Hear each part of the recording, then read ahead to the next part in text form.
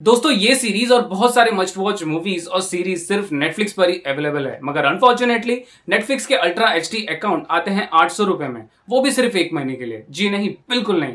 अब आप पा सकते हैं नेटफ्लिक्स के अल्ट्रा एचडी अकाउंट सिर्फ 250 रुपए में, वो भी पूरे महीने के लिए।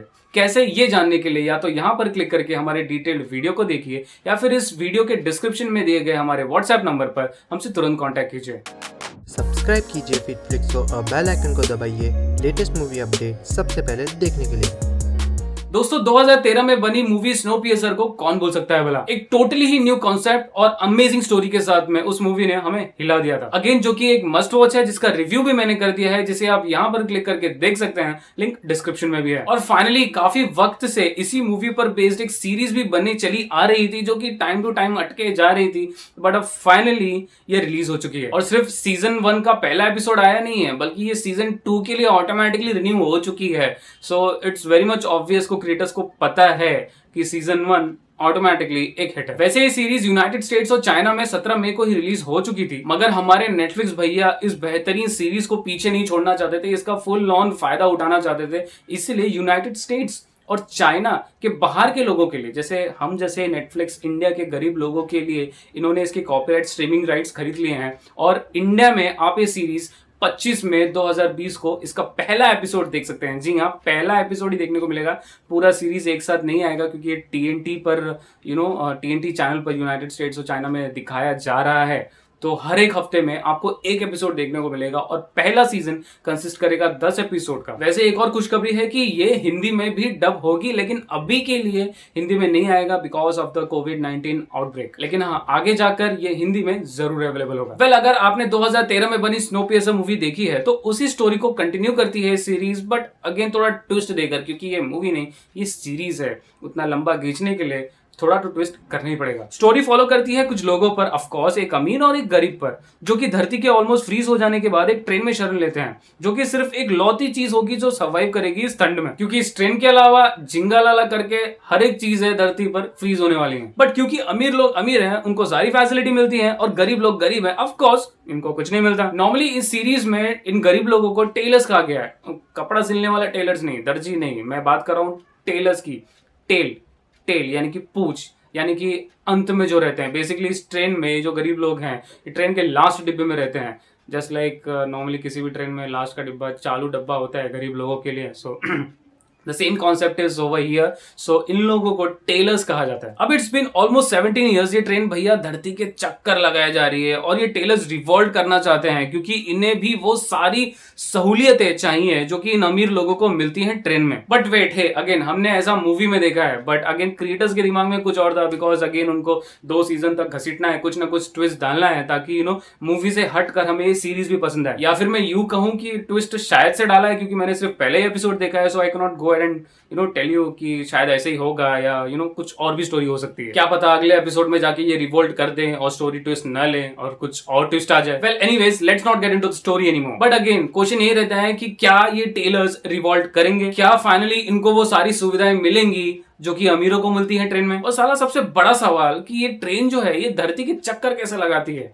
और ट्रेन में इतने सारे लोग सर्वाइव कैसे कर रहे हैं? नॉर्मली मैं जब यहाँ से यूपी ट्रेन में जाता था तो आधे रास्ते में पानी खत्म हो जाता था, तो बॉटल में पानी भर भर के हमें अंदर जाके धोना पड़ता था। तो यार ये ट्रेन में ये सारी चीजें कैसे मिल रही हैं? अब इन सारी चीजों के बारे में जानने के लिए देखिए ये अमेजिंग सीरीज जिसका नाम है स्नोपियर्सर सीजन 1।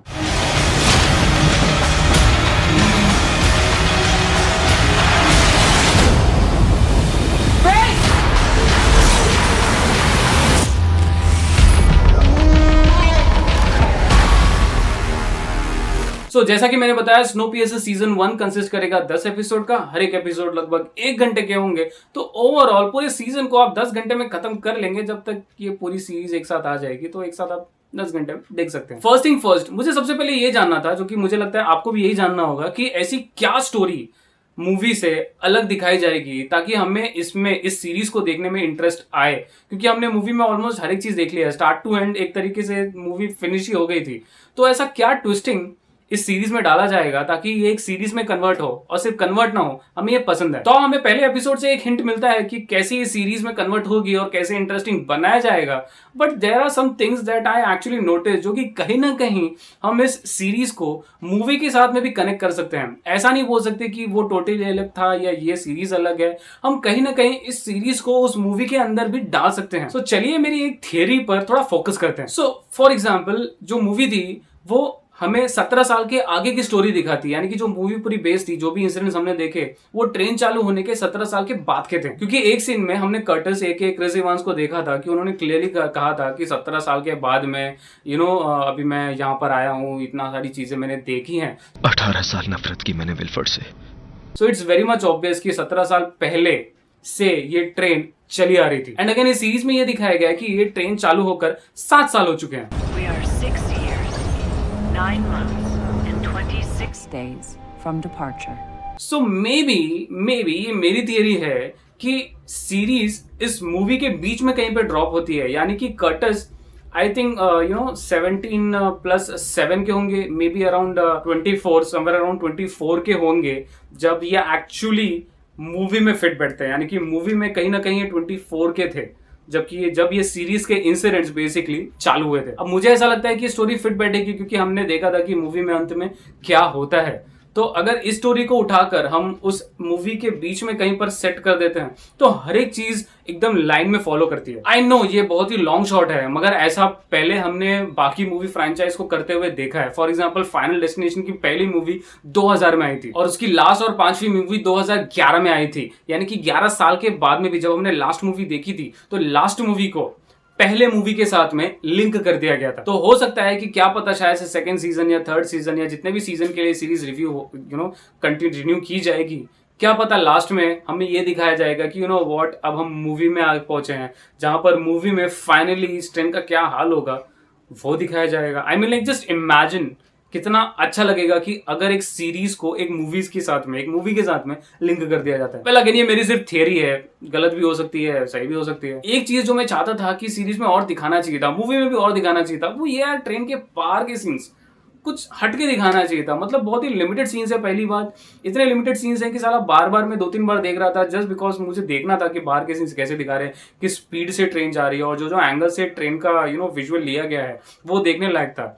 तो सीरीज में भी कुछ वैसे ही विजुअल दिखाए गए हैं, इंप्रेसिव दिखाए गए हैं। आई मीन लाइक एक सीन में तो ऊपर से दिखाया गया है फिर कन्वर्ट करके सीधा करके दिखाया गया है। आई मीन लाइक जिस एंगल से ट्रेन का फुटेज दिखाया गया हमें सीरीज में वो भी बेहतरीन था। एक और इंप्रेसिव चीज कि इस सीरीज को जब स्टार्ट किया गया तो पहले एक एनिमेशन में स्टार्ट किया और फिर बाद में एनिमेशन को लाइव एक्शन में कन्वर्ट किया गया, वो देखने लायक था। वेल इसका पहला एपिसोड देखने के बाद मैं सिर्फ इतना कहूंगा कि मजा आ गया यार, काश इसके सारे एपिसोड साथ में आ जाते हैं, but still it's worth the wait. Still we have fingers crossed, hope ये सीरीज आगे जाकर हमें डिसअपॉइंट न करे बस। तो हाँ दोस्तों, मेरी तरफ से पहला एपिसोड देखने के बाद में ये सीरीज एक मस्ट वॉच है और इसलिए इन सारी चीजों को ध्यान में रखते हुए स्नोपियर्सर के पहले सीजन के पहले एपिसोड को मैं रेट करूंगा 8 आउट ऑफ 10। सो दोस्तों ये था हमारा रिव्यू नेटफ्लिक्स की सीरीज स्नोपियर्सर सीजन 1 के एपिसोड 1 का। एक बार ये सीरीज खत्म हो जाएगी तो मैं ओवरऑल सीजन 1 को फिर से जरूर रिव्यू करूंगा। Until then, अगर आपको हमारे ऐसे movie reviews, series reviews, Netflix, Amazon, Hotstar, ZEE5, all Balaji offers अगर पसंद आते हैं और ऐसे ही ऑफर्स से और ऐसे मूवी और सीरीज रिव्यू से अगर आप अपडेटेड रहना चाहते हैं तो प्लीज हमारे चैनल को सब्सक्राइब करना ना भूलें और हाँ बेल आइकन दबाना बिल्कुल ना भूलें। अंत तक वीडियो देखने के लिए धन्यवाद। You all have a safe day.